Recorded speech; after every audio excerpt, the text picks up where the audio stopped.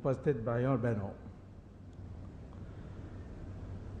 ये जो बिल है ये आ रही है आएगी 2011 से बताया जा रहा है और इसकी विवरण अभी हमारे वरिष्ठ न्यायाधीश शंभुनाथ जी ने आपको दिया।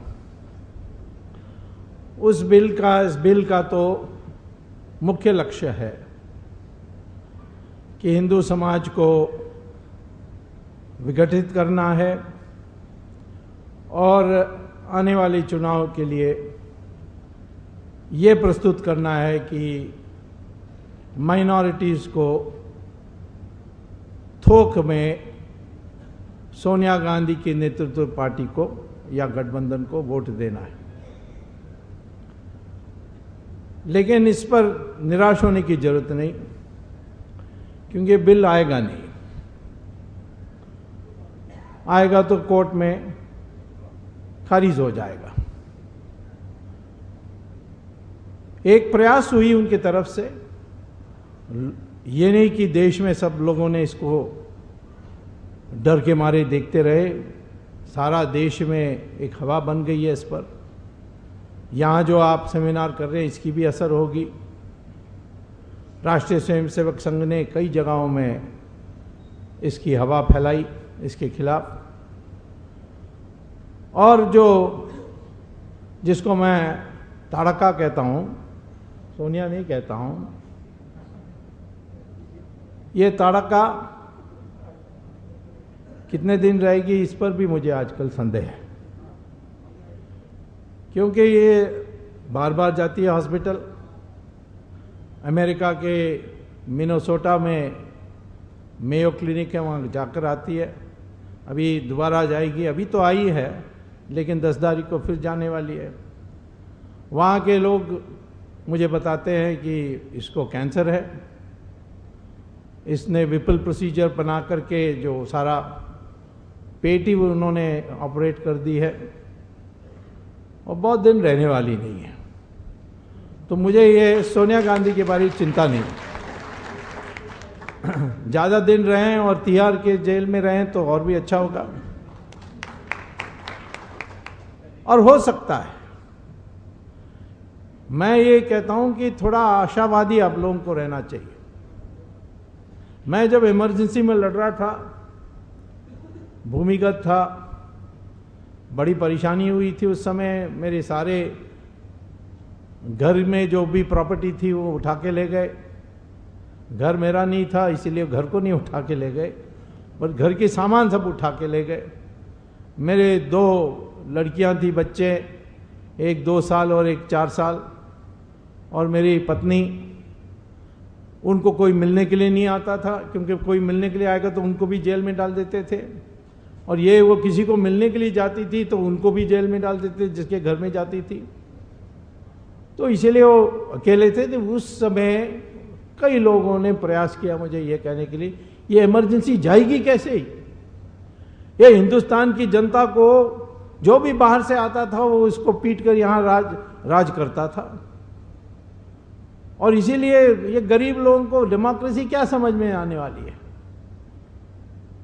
जाएगा कैसा? ऐसे ही सवाल मुझे पूछते थे। मैं उनका एक ही जवाब देता था कि मुझे नहीं पता कैसे जाने वाला है, परंतु मुझे लड़ना है इतना जानता हूं और लड़ते रहूंगा। और एक दिन मैंने देखा कि इंदिरा गांधी ने चुनाव घोषणा कर दी। और चुनाव में पहले कई नेताओं ने कहा कि चुनाव लड़ना नहीं चाहिए, हमारे पास कोई पैसा नहीं है, हम सब लोग जेल में थे। यानी मुझे तो पकड़ नहीं सकी तो मैं जेल में नहीं था। एक बार मैंने उनको पकड़ने के लिए मौका भी दिया था, पार्लियामेंट में आकर 1 मिनट का भाषण भी देकर मैं चले गया था, तो पकड़ नहीं सकी। परंतु अधिकांश जो हमारे नेता थे सब जेल में थे और कोई पैसा नहीं, कुछ नहीं। कैसे चुनाव लड़ेंगे? ये पावर में बैठी है, दुनिया भर की धांधली करेगी चुनाव में। लेकिन मुझे ये कहना है कि मोरारजी देसाई और चरण सिंह ने कहा कि कम से कम प्रचार करने के लिए मौका मिलेगा, इसीलिए हम चुनाव लड़ेंगे। और चुनाव में सारा माहौल बदल गया। इंदिरा गांधी खुद हार गई, जनता पार्टी की सरकार बन गई और डेमोक्रेसी आ गई। अब मुझे कोई पूछता,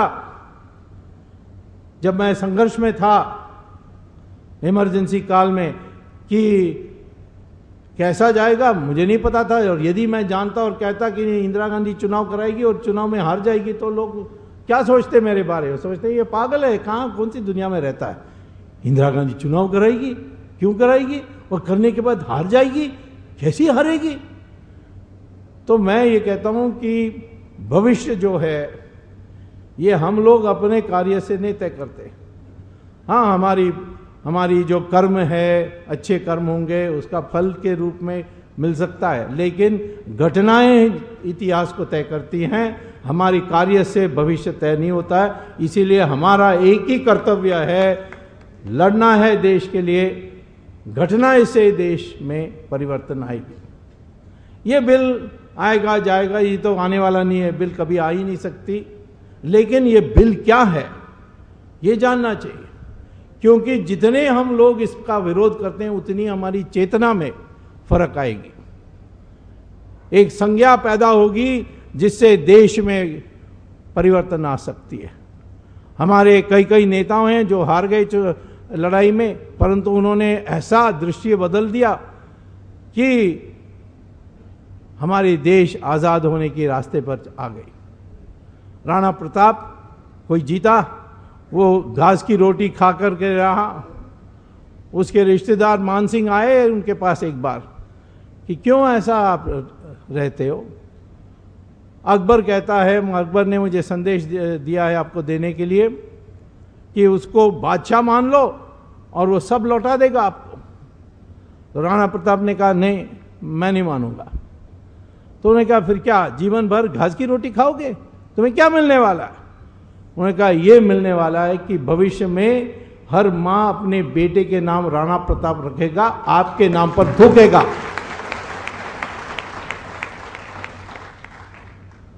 अभी एक सेमिनार हुई थी, डिफेंस म्यूजियम एक है, मिलिट्री म्यूजियम लंदन में, कि सबसे निर्णायक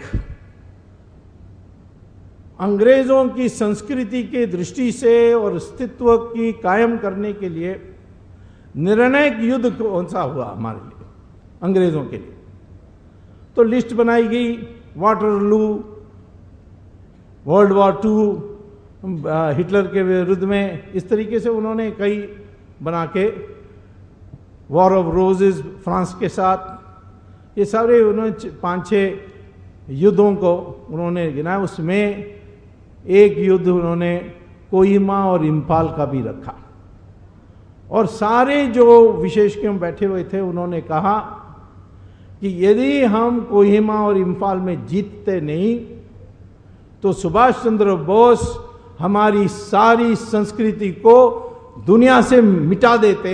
इसीलिए ये सबसे निर्णायक युद्ध हमारे लिए रही है।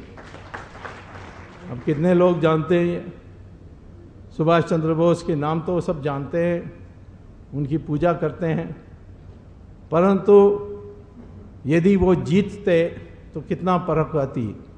और एटली जो प्राइम मिनिस्टर थे, उन्होंने हिंदुस्तान में एक बार आए थे 1948 में, तो कलकत्ता में चीफ जस्टिस को उन्होंने कहा हमने महात्मा गांधी के कारण छोड़कर हम नहीं गए, महात्मा गांधी थे इसीलिए सत्ता किसी को देने के लिए जो हमारे पीछा नहीं करेगा, वो महात्मा गांधी थे, तो उनको हमने सत्ता दी। लेकिन जब सुभाष चंद्र बोस के कारण नेवी ने विद्रोह किया है, मिलिट्री में जो बातचीत चलने लग गई कि हमने अब सहन करेंगे, उस डर के मारे हमने हिंदुस्तान को आज़ादी दी। तो मैं आपको क्या कहना चाहता हूं, जीते हारे परंतु चेतना में फर्क आनी चाहिए।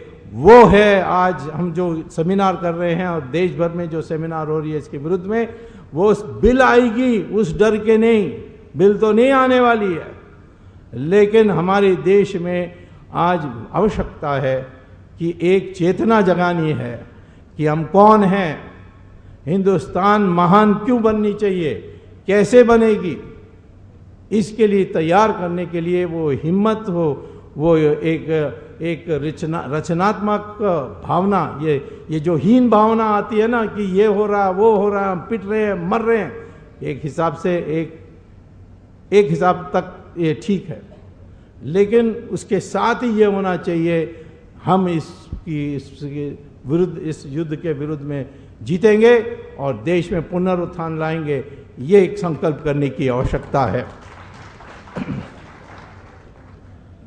अब हमारे देश में ये मुसलमान और क्रिश्चियन की जो तुष्टीकरण हो रही है, वो मैं समझता हूँ सबसे बड़ी बीमारी है। वो बीमारी इसीलिए आती है कि हिंदू इकट्ठा नहीं है और वो वोट देता नहीं है,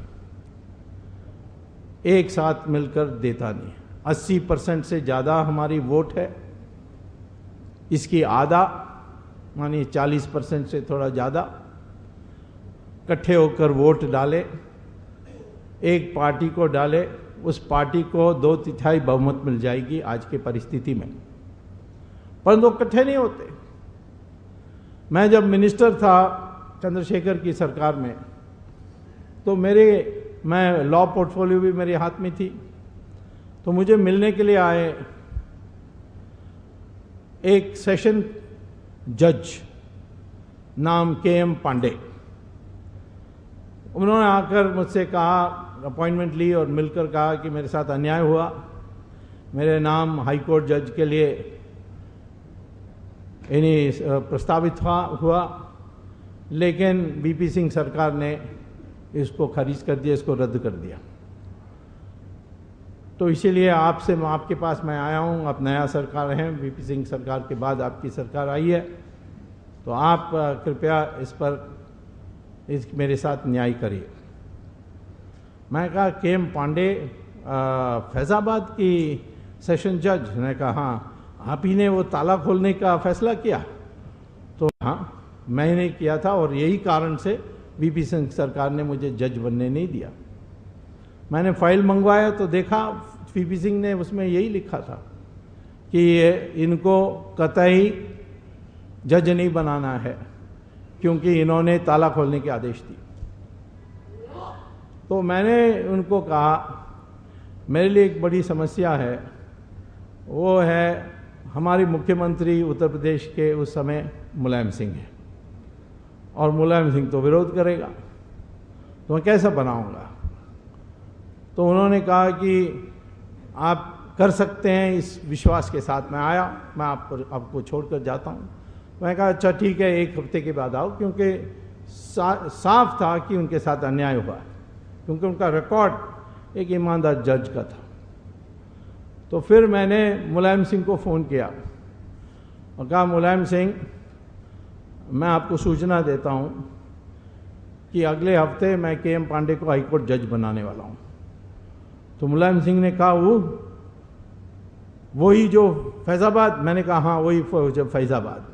कब मत करिए, मेरा नाक कट जाएगा, बेड़ा गर्क हो जाएगा, ये वो दुनिया भर की उन्हें फ़ोन में चिल्लाया। मैंने कहा देखो मुलायम सिंह, मैंने आपको अनुमति लेने के लिए फ़ोन नहीं किया, मैंने सिर्फ सूचना देने के लिए फ़ोन किया ताकि आप अखबार से ना पढ़े। उन दिनों में लॉ मिनिस्टर के पास वो अधिकार था।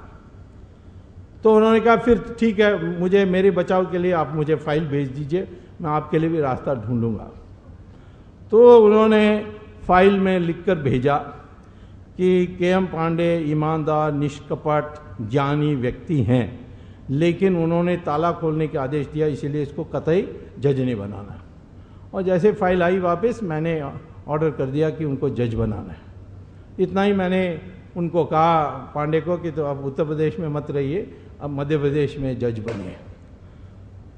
2 दिन के बाद मुलायम सिंह मेरे दफ्तर में आए, उसके साथ ये आज़म खान जो अभी उसकी जो हुई हाई कोर्ट में बॉस्टन एयरपोर्ट में, वो उसके साथ वो चिल्ला के आया। मुझे पहले ही पता था, मैंने मुलायम सिंह को कहा ये तुम RSS के आदमी हो, तुम घुसपैठ हो, ये है वो, दुनिया भर की गाली देकर आए।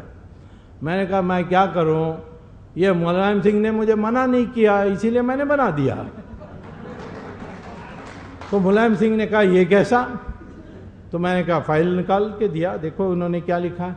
तो आजम खान ने कहा, उसने कहा कतई नहीं बनाना है। मैंने कहा मुलायम सिंह को लिखना चाहिए, ये नालायक है, बदमाश है, चोर है, इसको कभी जज नहीं बनाना चाहिए। वो लिखते हैं ये ईमानदार है, निष्कपट है, ज्ञानी है, लेकिन उनका जजमेंट उनको पसंद नहीं है, इसीलिए जज नहीं बनाओ। ये मैं ऐसा कह, ये तो मुलायम सिंह का कसूर है।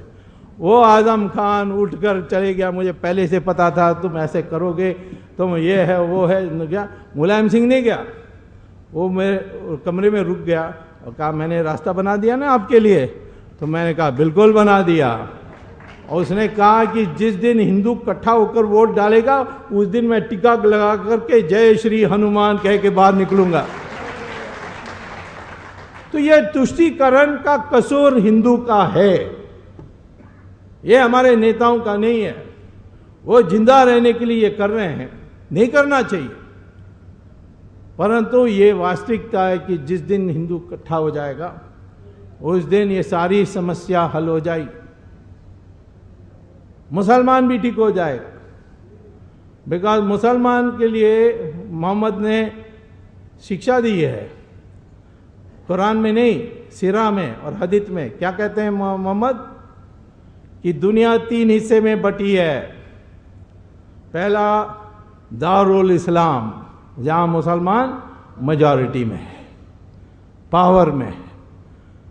दूसरा दारुल हरब, जहां मुसलमान माइनॉरिटी में है लेकिन मेजॉरिटी पिलपिला है, जैसे हमारी है, रसगुल्ला टाइप। और तीसरा मुसलमान माइनॉरिटी में है परंतु मेजॉरिटी इकट्ठा है, शक्तिशाली है और उनमें एकता है। ये 3 हिस्से में है। और वो कहते हैं जहां दारुल इस्लाम है वहां माइनॉरिटी को पनपने नहीं देना, उनको ध्वस्त कर देना चाहिए, उनको ख़त्म कर देना चाहिए या धीमी बना देना चाहिए, जैसे अभी बताया गया आपको।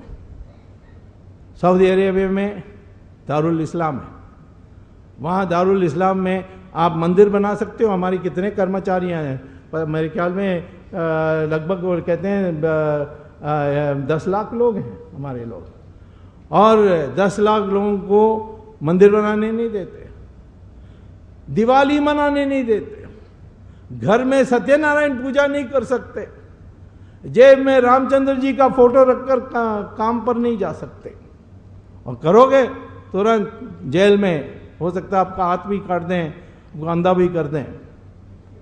ये सऊदी अरेबिया में। और हमारे देश में बनाओ मस्जिद, जितना मंदिर के ऊपर भी बनाना तो बना लो। तो ये हमारे देश में क्यों है? यहाँ वो मोहम्मद क्या कहता है कि हिंदुस्तान जैसे देश में मुसलमान मांगते रहना चाहिए, पहले यूनिफॉर्म सिविल कोड नहीं चाहिए, अच्छा ठीक है, फिर रिजर्वेशन चाहिए, अच्छा हम सचार कमेटी बना देते हैं आपके लिए, फिर हिंदू को पीटने के लिए हमें अधिकार मिलना चाहिए, कम्युनल वायलेंस बिल ला देते हैं। मांगते रहो जब तक वो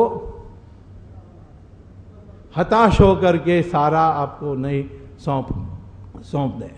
धर्म परिवर्तन करो, इन्फिल्ट्रेशन करो, पॉपुलेशन ग्रोथ रेट में वृद्धि लाओ।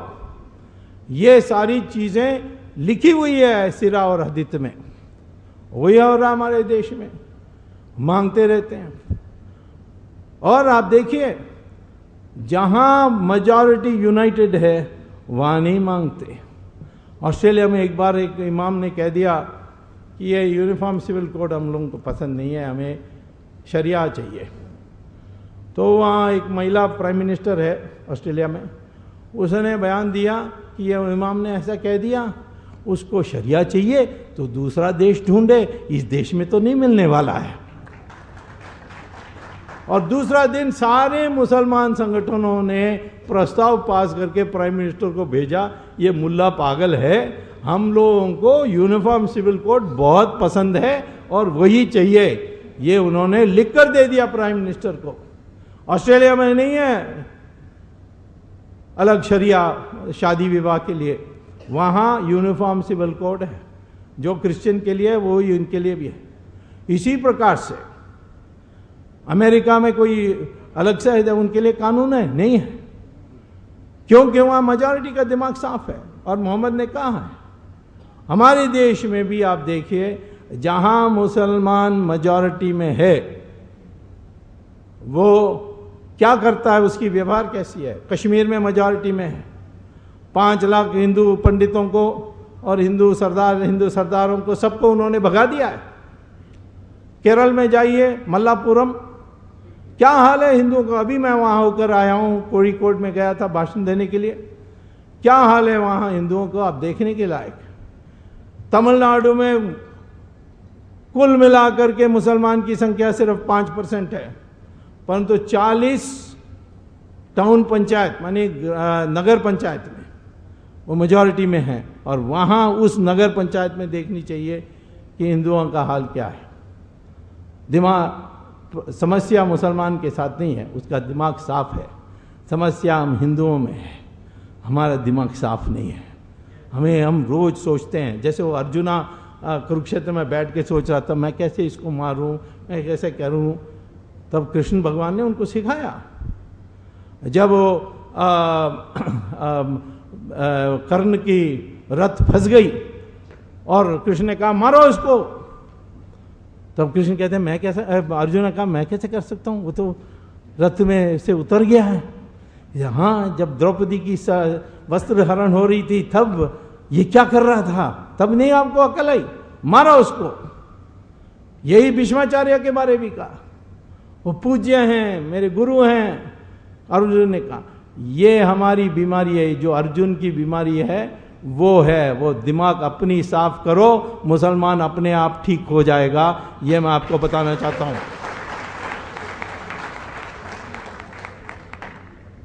मुसलमान की मेजॉरिटी बढ़ रही है, संख्या बढ़ रही है, इसमें कोई दो राय नहीं है। उनकी जनसंख्या भी बढ़ रही है बच्चे पैदा करने की दृष्टि से, और इन्फिल्ट्रेशन भी हो रही है। तो हम तो उस पर्दा में पड़ना बहुत मुश्किल है। तो हमें क्या करना चाहिए, मुसलमान को जो ये माने कि उनका पूर्वज हिंदू है, उसको धीरे धीरे हिंदू बना दो।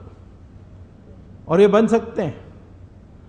आज जो माहौल बन रही है धीरे धीरे दुनिया में मुसलमान इस्लाम के बारे, उसके कारण यदि हिंदू समाज में मुसलमान की स्वीकृति होगी धर्म परिवर्तन करने के बाद, तो मैं कहता हूं कि बहुत जल्दी ही जल्दी मुसलमान की बड़ी संख्या में लोग धर्म बदल करके दोबारा हिंदू बनेंगे। परंतु उसके लिए एक योजना बनानी पड़ेगी। जब राष्ट्रीय स्वयंसेवक संघ के सरसंघचालक सुदर्शन जी ने जाकर राजस्थान में धर्म परिवर्तन किया, उसके बाद थोड़ी दिन के बाद वही मुसलमान जो हिंदू बन गए वो आकर उनसे कहा कि हमें अब शादी ब्याह में कोई लड़की देने के लिए तैयार नहीं। ये जो हमारी जाति प्रणाली है, ये हमारे देश के लिए एक रुकावट है। इसीलिए हम लोगों को आज ये स्वीकार करना चाहिए कि जो अपने को हिंदू कहता है उसको बराबर अपने को हिंदू मानना चाहिए। और यदि ये हो जाए तो दुनिया भर में हिंदू पैदा होगा। अभी थोड़े दिन के पहले, 3 साल पहले, एक बहुत मशहूर हॉलीवुड की एक्ट्रेस जूलिया रॉबर्ट्स, पता नहीं आप लोगों ने किसी ने उसका सिनेमा देखा है, वो कई ऑस्कर जीती है और उसने बहुत पैसा बनाया। वो शूटिंग में आई, फिर उसने कहा कि मुझे इस आश्रम में जाना है, तो ले गए वो कर्मचारी। वहाँ उसने साधु को कहा, गुरु को कहा कि मैंने तो कितना कमाया, मिलियंस ऑफ डॉलर्स हैं मेरे पास, मैंने सारे जो ऑस्कर जीतने थे सब जीत ली, लेकिन मैं सुखी नहीं हूँ। ये आप सिखा सकते हैं, मैंने सुना इसलिए मैं आई हूँ। तो साधु ने कहा कि आपको 1 हफ्ता रुकना पड़ेगा, ऐसे ही मैं 1 घंटे में नहीं बता सकता। तो 1 हफ्ता रुकी वो, और साधु ने उनको प्राणायाम सिखाया, योगा सिखाया, उन्होंने कई मंत्र सिखाई, फिर उन्होंने गीता पर प्रवचन दी उनको, और उसमें परिवर्तन आया। उसने अनुभव किया और अनुभव करने के बाद वो वापस अमेरिका गई और हॉलीवुड में उसने एक प्रेस कॉन्फ्रेंस की, जो आप गूगल में गूगल में आप सर्च इंजन में लगा दोगे उनके नाम जूलिया रॉबर्ट्स, वो सारी बात आ जाएंगी। उन्होंने प्रेस कॉन्फ्रेंस करके अपने पति को खड़ा किया बगल में, 2 बच्चों को खड़ा किया और कहा कि मैं आज पहली बार संतुष्ट व्यक्ति हूँ, I am a happy person, और ये हिंदू धर्म के कारण है, और इसीलिए मैं और मेरे पति और दोनों बच्चे आज से हिंदू बन गए हैं, इन्होंने ऐलान किया। आज हमारी योगा फैल रही है। ओबामा से मेरी पिछले जुलाई में डिनर में उन्होंने आमंत्रित किया था, मैं गया, तो वो मुझे बता रहे थे कि अब तो योगा सब है, अब तो हम इसको इंडियन भी नहीं मानते, हम तो अमेरिकन मानते हैं योगा को, और अब योगा इंडिया में भी फैशनेबल हो जाएगी, क्योंकि सफ़ेद चमड़े लोग स्वीकार करेंगे तो हम भी स्वीकार करेंगे। मैं आपको घोषणा करने चाहता हूँ, बताने चाहता हूँ कि भविष्य में आप देखोगे आने वाले 20 साल में कि संस्कृत की पढ़ाई अमेरिका में कंपलसरी होगी, क्योंकि कंप्यूटर के लिए सबसे अनुकूल भाषा संस्कृत है। ये अब उनकी शोध में आ गई है। ये सब हो रहा है, इसके लिए हम लोगों को अपनी तैयारी करनी चाहिए और अपने विराट स्वभाव हिंदू का दिखाना चाहिए। हमें आज हिंसा करने की जरूरत नहीं है, क्योंकि विराट हिंदू इकट्ठा हो जाए तो यही जो सत्ता है, ये जो शस्त्र है सत्ता की, ये अपने हाथ में आ जाएगी। एक बार आ जाए और यूनिवर्सिटीज़ में हम सही इतिहास, हमारे इतिहास पढ़ाएंगे तो बिल्कुल एक मंशा में परिवर्तन आएगा। मुझे अभी हमारे मित्र इन्होंने एक बात बताई कि हमने 800 साल विदेशों से आकर जो आए यहाँ राज करके गए, कहाँ है हमारी मर्यादा, ये वो उन्होंने सवाल उठाया। बहुत लोग उठाते हैं ये, लेकिन दूसरी दृष्टिकोण ये है कि ईरान में गए मुसलमान, पूरा कब्जा की, राज की, 15 साल में 100% ईरान को उन्होंने मुसलमान बना दी। बगल में गए मेसोपोटामिया, बेबीलोन, जिसका नया नाम है इराक, 17 साल में 100% मुसलमान बना दी। इजिप्ट में गए, कब्जा की, राज की, 21 साल में 100% मुसलमान बना दी। रानी चन्नम्मा हो कर्नाटक में, कट्टाबोमन हो तमिलनाडु में, या रानी झांसी हो या सुभाष चंद्र बोस हो, लड़ते रहे। विजयनगरम की साम्राज्य 300 साल चली और उसकी जो कितनी फैली हुई थी, आसाम तक पहुंच गई थी। लेकिन हमारे इतिहास में सिर्फ एक छोटा सा पैराग्राफ होगी कि दक्षिण में एक विजयनगरम साम्राज्य थी। लेकिन अकबर से औरंगजेब सिर्फ 150 साल, और एक एक अध्याय, एक एक चैप्टर हिस्ट्री बुक में पढ़ाया जाता है। तो ये तो हमारी गलत इतिहास जो लिखी गई है, जिससे हमारी दृष्टिकोण इस प्रकार से बनी है, इसको बदलना है। और आज हमें विराट हिंदू बनना है।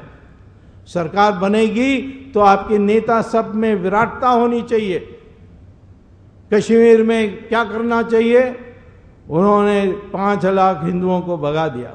हम लोगों को अपने भूतपूर्व सैनिकों से जो 1 करोड़ है, उनमें से छांट करके 10 लाख को निकालना चाहिए। उनको हथियार देना चाहिए, पैसा देना चाहिए।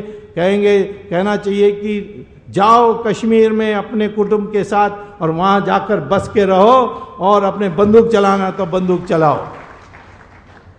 बदल आ जाएगी। मुसलमान ने, मैंने कहा ना, जहां मेजॉरिटी आवाज देगी एक साथ, एकता के साथ, वहां वो आपकी बात मानेंगे। हर मुसलमान आज प्राइवेटली मुल्ला को छोड़कर, कट्टरपंथियों को छोड़कर स्वीकार करता है कि मेरा पूर्वज हिंदू है। ये ऐलान करना चाहिए, मुझे गर्व है कि मेरा पूर्वज हिंदू है और मेरा धर्म उपासना पद्धति बदल सकती है परंतु मेरी संस्कृति नहीं बदलेगी। हम हिंदू संस्कृति के लोग हैं, उनको हम अपना मुसलमान कहेंगे, और जो उनका मुसलमान है वो अंतर्राष्ट्रीय मुसलमान होगा।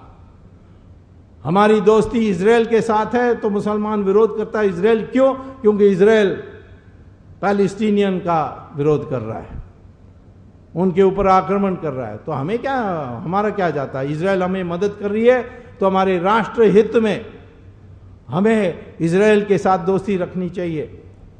लेकिन मुसलमान ने आज तक वो जो भी पार्टी इजराइल की साथ दी उसका विरोध किया है। ये मंशा बदलना चाहिए। पहले हिंदुस्तानी, उसके बाद मेरा धर्म, ये जो मंशा पैदा करने के लिए हमें प्रयास करनी चाहिए। उसके लिए संस्कृत कंपलसरी कर देनी चाहिए। कोई भी स्कूल की डिग्री चाहिए उसको संस्कृत जानना चाहिए।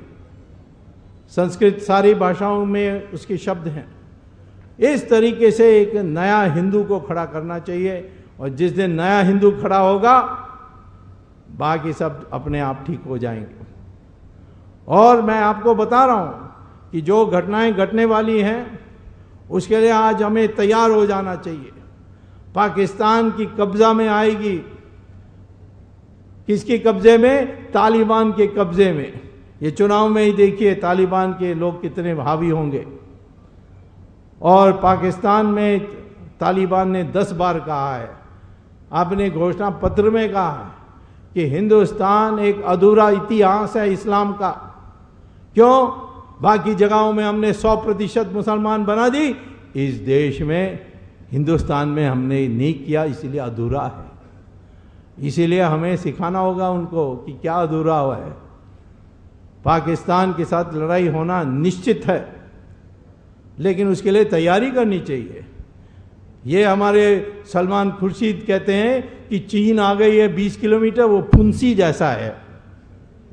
एक जमाने में जवाहरलाल नेहरू ने कहा कि अक्सर चीन में घास नहीं होती है, तो फिर महावीर त्यागी ने पार्लियामेंट में कहा कि आपके सिर में एक बाल भी नहीं है तो आपका सिर भी काट देना चाहिए क्या? तो इस तरीके से जो चापलूसी, तुष्टीकरण, सरेंडर मेंटालिटी जिसको कहते हैं वो है। युद्ध आती है हमारे कारण नहीं, ऐतिहासिक कारण से आती है। उस समय हम तैयार हैं तो सारे देश की नक्शा, देश की इतिहास सब बदल सकते हैं। तो आज आवश्यकता किसकी है? हथियार वथियार तो बहुत आसानी से मिल जाएगी। आज आवश्यकता है दिमाग की, चेतना की, संज्ञा की। मनमोहन सिंह के बारे में बहुत कुछ कहा गया लोगों ने, मुझे भी लोग कहते हैं वो आपका मित्र है, ये इतनी बड़ी सिंहासन में बैठा है, इतनी ताकत है, उसका क्यों नहीं उपयोग करता है? मैंने कहा कभी सर्कस गए हो आप? सर्कस में रिंग, एक पिंजरे में 5 सिंह होंगे और एक दुबला पतला रिंग मास्टर आएगा और वो सिंह को कहेगा ऊपर चढ़ो, सब ऊपर चढ़ेंगे, मुंह खोलो, सब मुंह खोलेंगे, अपना वो सिर रखेगा उसके मुंह के अंदर। ये सिंह 5 इतने अच्छे अच्छे उनको खाना मिलती है, इतने तगड़े हैं। ये सिंह जो हैं इस रिंग मास्टर को क्यों नहीं मारते हैं? क्योंकि उसका मंशा बचपन से, जब छोटा कब है उस समय से तैयार की गया क्या है कि उसको आज्ञा माननी है। ये हमारे मनमोहन सिंह भी वही सर्कस का सिंह है, वो आज्ञा मानना उसकी आदत है, स्वभाव है, उससे ज़्यादा उसके अलावा आज एक ही उपयोगिता है, उसका एक ही उपयोग है कि पद में बैठा रहेगा तो वो बुद्धू जो है सोनिया गांधी का बेटा, वो प्रधानमंत्री नहीं बनेगा। तो जाना है मनमोहन सिंह को तो सारा यूपीए चले जाए, चुनाव हो जाए, परंतु इसको जा करके उस बुद्धू आ जाए, ये अपमान देश के लिए हमें करने के लिए मौका नहीं देना चाहिए। तो आज इतना ही मैं कहूँगा, निराश होने के लिए कोई औचित्य नहीं है। आज हमारे देश के पास सब कुछ है, एक ही चीज़ पर कमी है। ये जो चेतना की बात मैंने की, आज से एक विराट स्वभाव रखिए, जब हमें हथियार उठानी है हम उठाएंगे, हमारी शत्रु बाहर से आएंगे तो उठाएंगे, लेकिन हमारे पास इतनी बड़ी हथियार है हमारे हाथ में जो वोट है, और इतना सरल है जीतने के लिए कि 40% हमारे लोग, आधा हिंदुस्तान के आधे लोग एक साथ होकर के वोट दें, उसके लिए हमें प्रयास करनी चाहिए। संगठन हमारे पास बहुत हैं, राष्ट्रीय स्वयंसेवक संघ गांव-गांव में है। विदेश के लोग मुझे कहते हैं कि ये राष्ट्रीय स्वयंसेवक संघ कैसा बना, क्यों? मैंने कहा क्यों? सिर्फ वॉलंटियर, और ये इतनी दुनिया के सबसे बड़ा वॉलंटियर ऑर्गेनाइजेशन आज राष्ट्रीय स्वयंसेवक संघ है, और हर गांव में है, हर कस्बा में है। इस संगठन है आपके पास, विश्व हिंदू परिषद है, और उसके जो पारिवारिक संगठन है, जैसे अभी हम जिस मंच से बोल रहे हैं, अनेक हैं। ये सब संगठन होते हुए हमें चिंता करने की जरूरत नहीं है, विजय हमारी होगी, क्योंकि ये हमारी प्रारब्धा है। किसने बोला? स्वामी ऋषि अरविंदो ने कहा, विवेकानंदा ने कहा, ये होने वाला है इस आने वाले 10 साल में। लेकिन हम लोगों को भी क्या करना है? हम लोगों को नए चेतना से, विराट चेतना से आगे बढ़ करके हिंदू को इकट्ठा करने के लिए हमें प्रयास करनी चाहिए। धन्यवाद और नमस्कार।